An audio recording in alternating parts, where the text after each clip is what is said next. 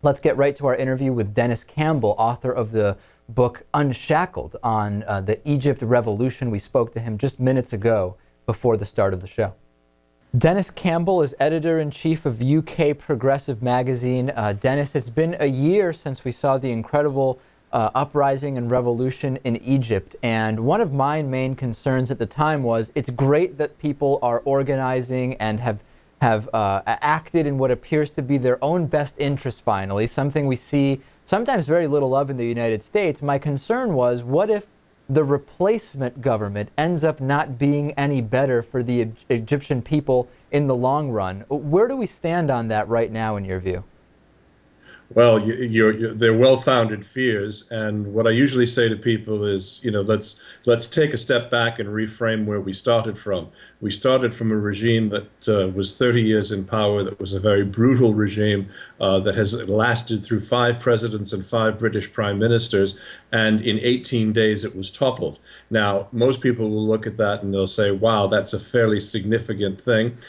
They fought for independence, they got it, and there's no way they're going to go back. The problem is, of course, is that now the Supreme Council of the Allied Forces, or the SCAF or SCAF, is now in control. And in many respects, they carry a lot of the earmarks of the Mubarak regime. However, they have a fully and freely elected parliament, which is not controlled by the National Democratic Party, which was Mubarak's shadow party, and things are moving in the right direction. And what I usually say to people is that, okay, let's take a really good, long, hard look at this. The United States needed 11 years after declaring independence from the Crown in 1776 to finally get to the point where they had the Constitution in 1787.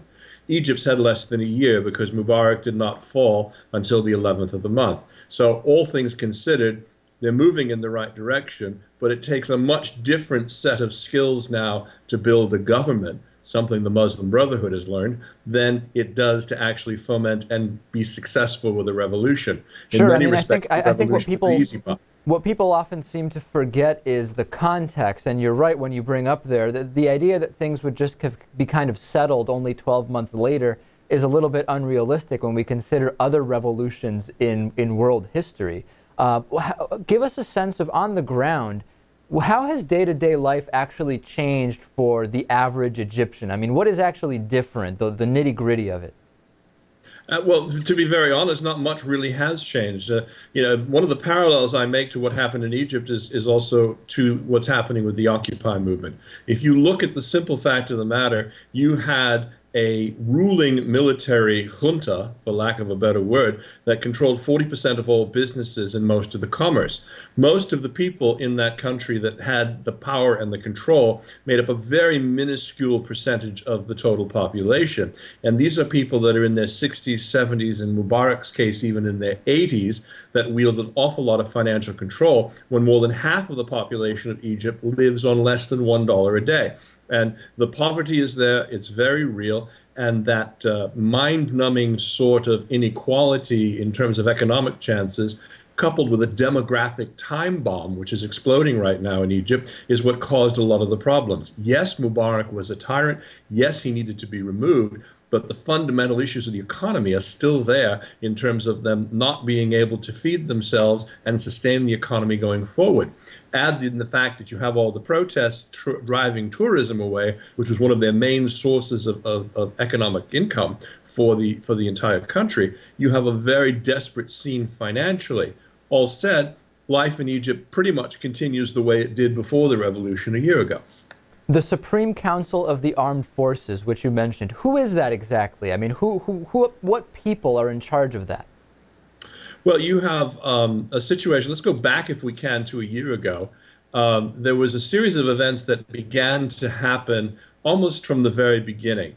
Mubarak appointed Omar Suleiman as his vice president. Right. Now, that was a first step in transition very early into the process. And understand that Mubarak himself was the vice president to Anwar Sadat. So when Sadat was killed in 1981, he became the president under the Constitution.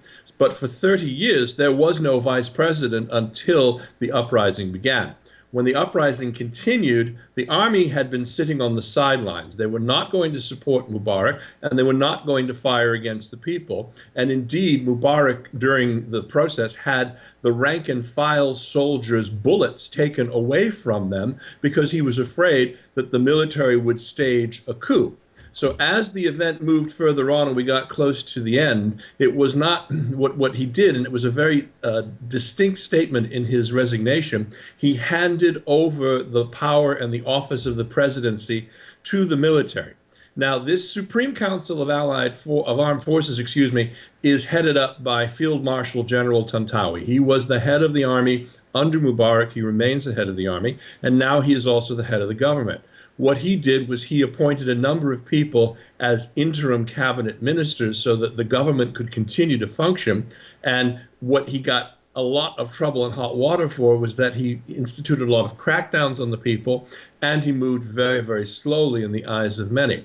It's worth checking in because it has been a year, but like we said, it is really so early that this is going to be a story we'll have to cover for some time. Before we go, Denis, I get a lot of questions whenever we have you on. People seem to want to know, do you stay up really late? Because being across the pond and covering American politics so much, when there's primaries, I mean, are you up all night there, or what goes on?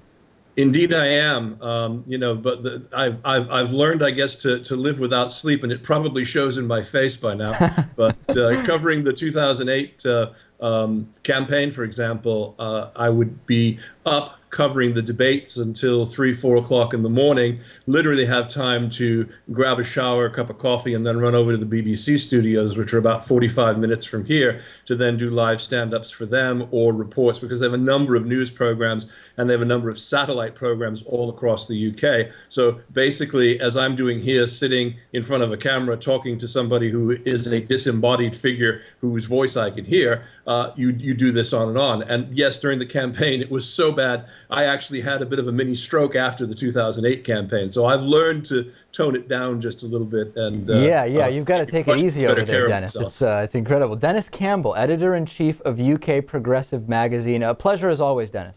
Same here, David.